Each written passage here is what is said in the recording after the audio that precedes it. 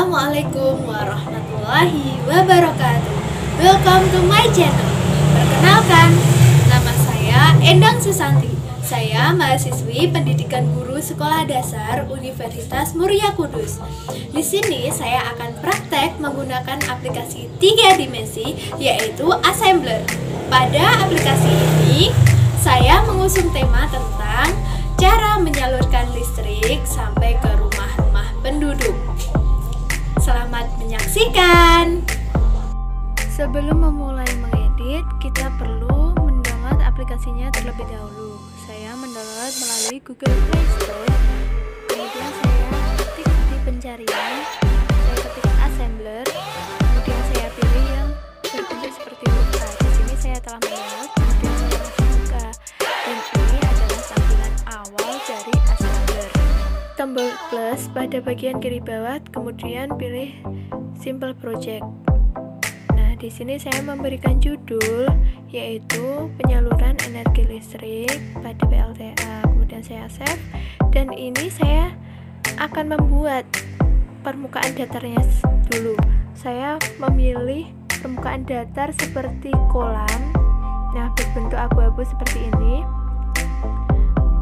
Kemudian saya tambahkan rumput hijau, dua rumput lebih baik ya, biar terlihat lebar. Nah, seperti ini.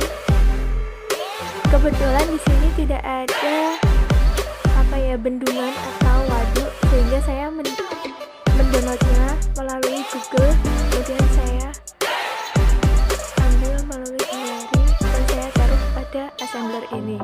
Kemudian saya memberikan aksen berupa rumput-rumputan agar terlihat seperti nyata. Kemudian saya juga memberikan bebatuan karena tebing dari waduk ini adalah batu disertai dengan lumut-lumut kecil. Nah, ini saya menata agar terlihat serasi. Kemudian saya tambahkan batu lagi, dan saya juga memberikan satu pohon besar sekali. Ini saya perkecil dan saya taruh pada bagian pojok dari gambar. Nah, seperti ini. Nah, sudah sesuai. Oke. Kemudian saya akan membuat mesin generator atau kincir angin, kincir air. Nah, di sini tidak terdapat kincir, sehingga saya menambahkannya menggunakan gambar-gambar yang hampir mirip. Nah, ini adalah mesin kincirnya. Kemudian saya taruh di tengah aja ya, dan agar lebih bagus. Nah, seperti ini. Hadap depan. Di sini kebetulan juga tidak ada tower atau transisi listrik, sehingga saya mengambilnya dari galeri. Nah, seperti ini. Kemudian saya geser ke belakang.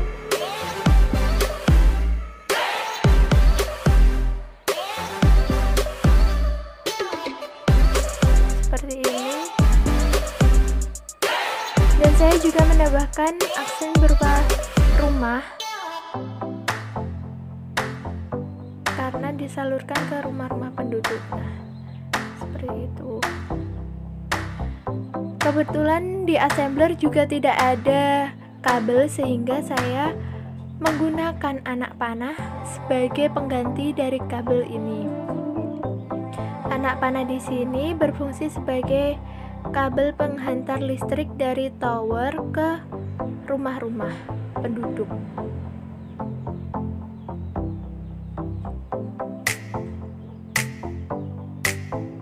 Sambil dilihat ya, semoga videonya tidak membosankan. Nah, seperti ini. Kemudian saya juga menambahkan panah lagi sebagai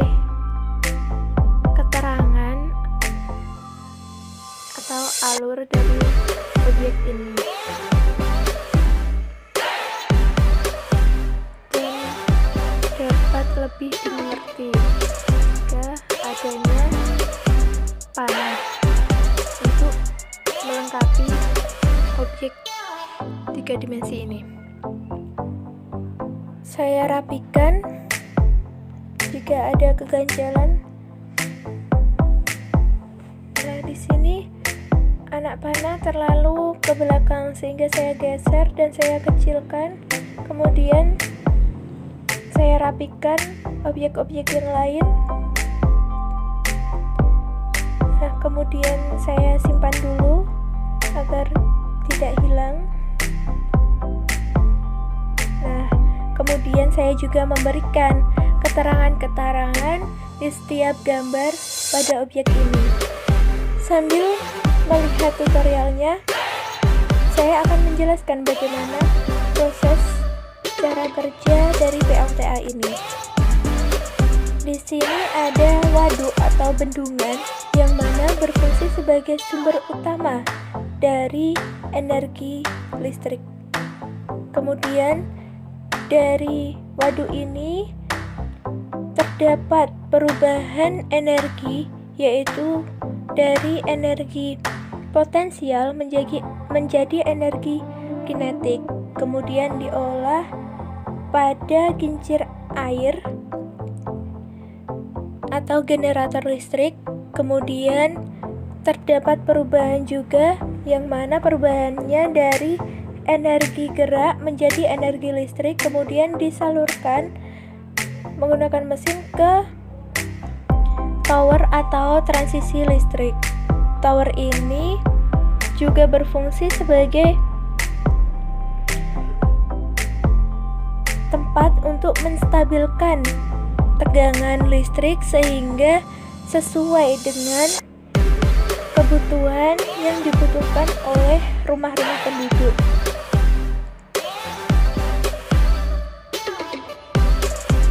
Dan di setiap rumah pasti membutuhkan listrik, sehingga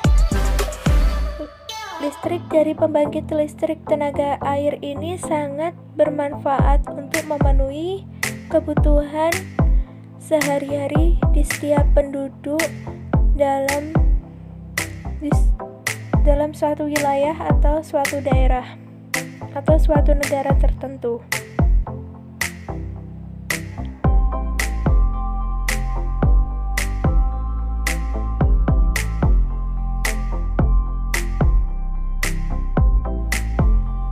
Setelah selesai memberikan keterangan-keterangan, kemudian saya memberikan judul menggunakan full text pada aplikasi assembler ini. Kemudian saya memberikan warna dan memberikan ketebalan atau ukuran pada huruf yang digunakan sebagai judul ini. Saya memilih ketebalan yang tidak begitu tebal dan saya sesuaikan dengan gambar atau objek yang telah saya buat tadi. Nah, seperti ini. Udah cocok? Oke.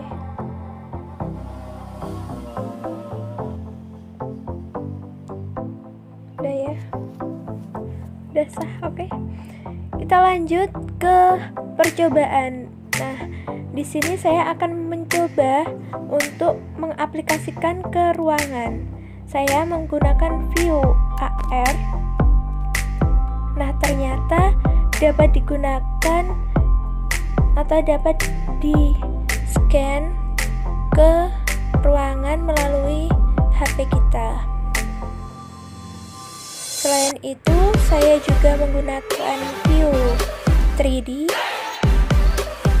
Nah, tampilannya seperti ini. Sekian video kali ini. Semoga video kali ini dapat bermanfaat. Tetap semangat ya dalam belajar online. Mohon maaf bila ada kesalahan atau kekurangan dalam video ini. Terima kasih telah menonton. Cukup sekian. Wassalamualaikum warahmatullahi wabarakatuh.